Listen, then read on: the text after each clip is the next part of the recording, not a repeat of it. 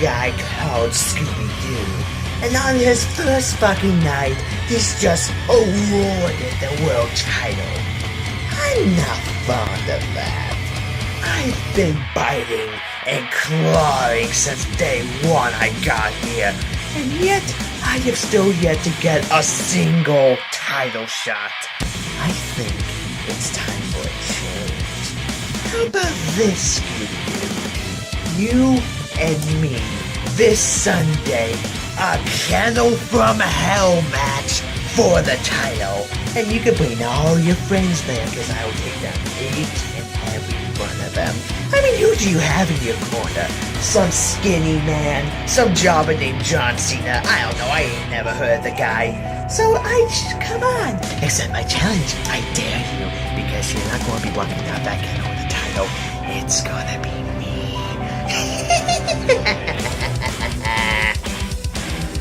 Hi everyone, KenTheNoun here, and welcome back to Wrestlemania. Now, I think we all know who Scooby-Doo is. It's been around since the 60s, it's gotten so many reboots and movies, it's almost impossible for anyone to not grow up with some version of it. And it has crossed over with plenty of things. Batman, the Harlem Globetrotters, Johnny Bravo, we'll get to that one in October, and what we're going to look at today, the WWE. This is Scooby-Doo and the Wrestlemania Mystery. Before we begin, let's look at the wrestlers involved in this. We have John Cena and Triple H, okay, those make sense. Someone who's supposed to be The Miz, seriously, that looks nothing like him. Brodus Clay, who's no longer with the company. Santino Marella, who's retired due to injury and no longer with the company. AJ Lee, who's retired, no longer with the company, and the WWE may not want to acknowledge her existence considering who her husband is. Sin Cara, who, since I don't see an arm tattoo, I'm going to assume that's the original Sin Cara and not the new one, so that's someone else who's no longer with the company. Non-wrestlers like Vince McMahon and Michael Cole. And then there's Kane. Yes, someone who's had storylines including arson, attempted murder, rape, and necrophilia. Yeah, definitely seems like the perfect present for your children's movie. Anyways, let's begin. It starts with Kane looking menacing, and he runs into The Miz, who's jogging while listening to his own theme music. Then The Miz gets mauled by a bear. Wow, the Revenant 2 looks great. Anyways, after that, we see Shaggy and Scooby playing a wrestling video game. Scooby wins, and we hear this. Congratulations! You just beat the game on the hardest level ever! But they were playing against each other.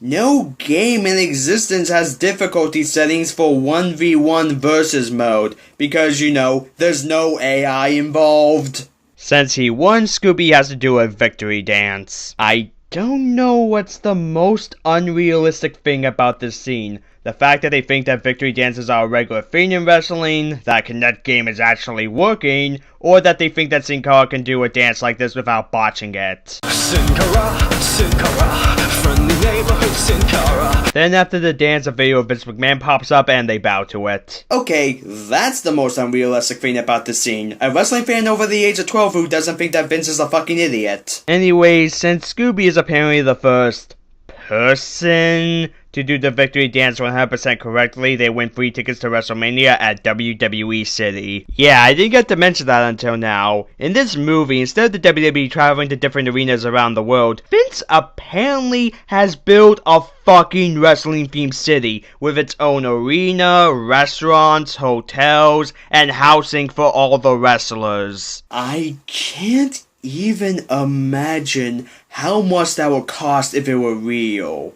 Though, at the same time, with Vince's history, I could actually see him doing something like this. The rest of the gang don't want to go, but Shaggy and Scooby have a plan on changing their minds, guilt-tripping them with every time that they were bait. When we had to be the cow to catch the crazed cowgirl from beyond the grave, Scooby-Doo almost got milked. Wait, almost? I thought Scooby-Doo's been getting milked for the past 50 years. The guilt tripping works and they go off to WWE City. Here comes a flying Huna Karuna off the top rope. Wait, what did he just say? Huna Karuna, Huna Karuna. Huna Karuna. Ah yes, the Huna Karuna. A classic wrestling move, along with the Kloofling, the Ebu Droop, and the Peel Drivy.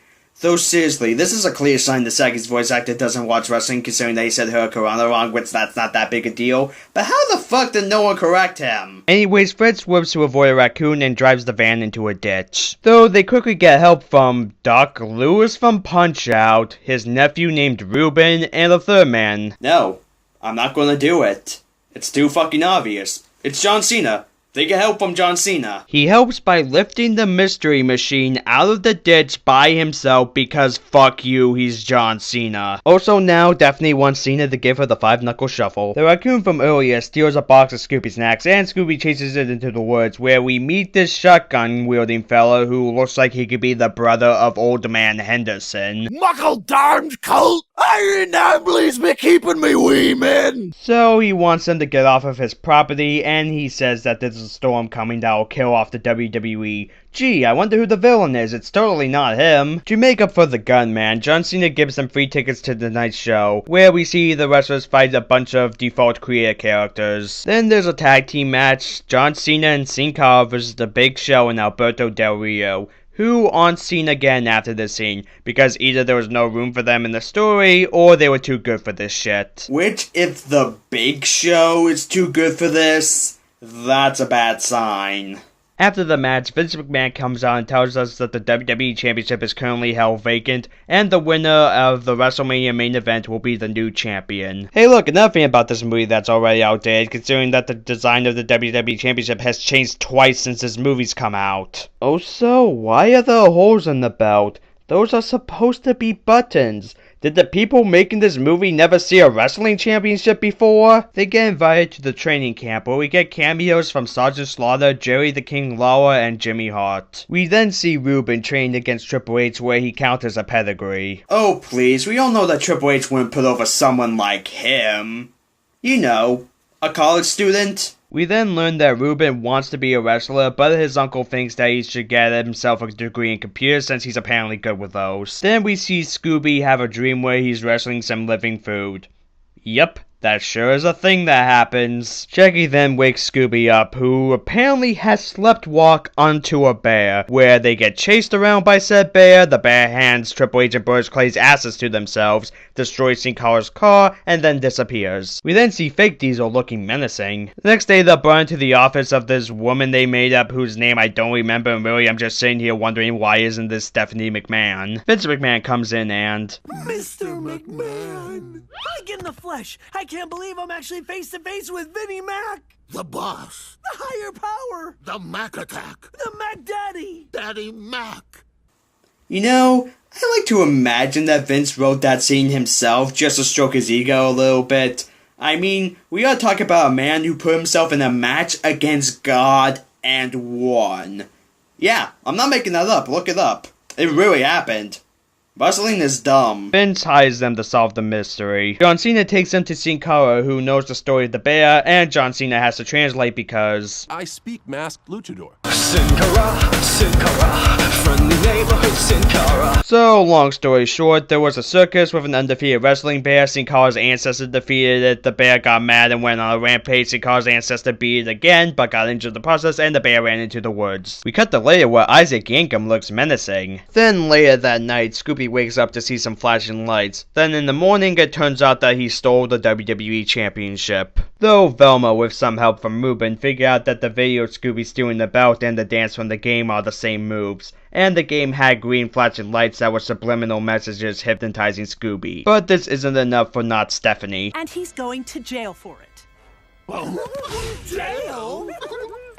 And it was your video game, so you're going with him. Oh, that is bullshit.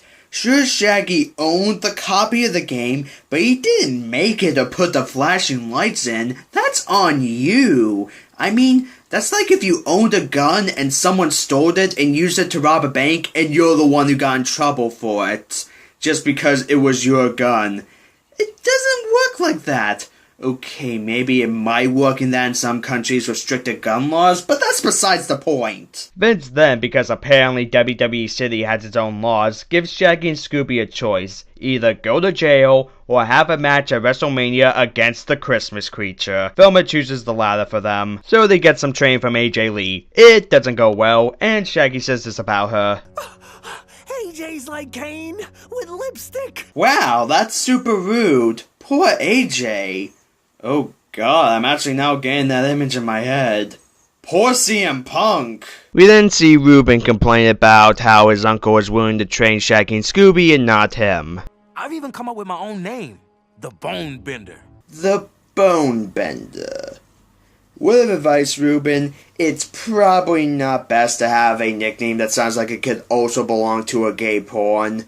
Though, to be fair, he'd probably still be more over than Roman Reigns. So they go off to investigate the area, and the guy who's totally not the villain shoots a shotgun at some boulders, causing an avalanche, that then caused this huge boulder to chase after them, and when all hope seems lost...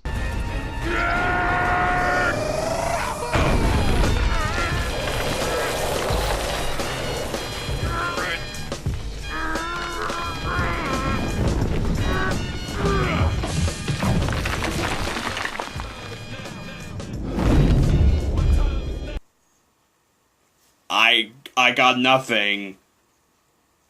That's one of the dumbest things I have ever seen. Should I just end the review here? I don't think I could top that. I mean, this is literally because fuck you, he's John Cena.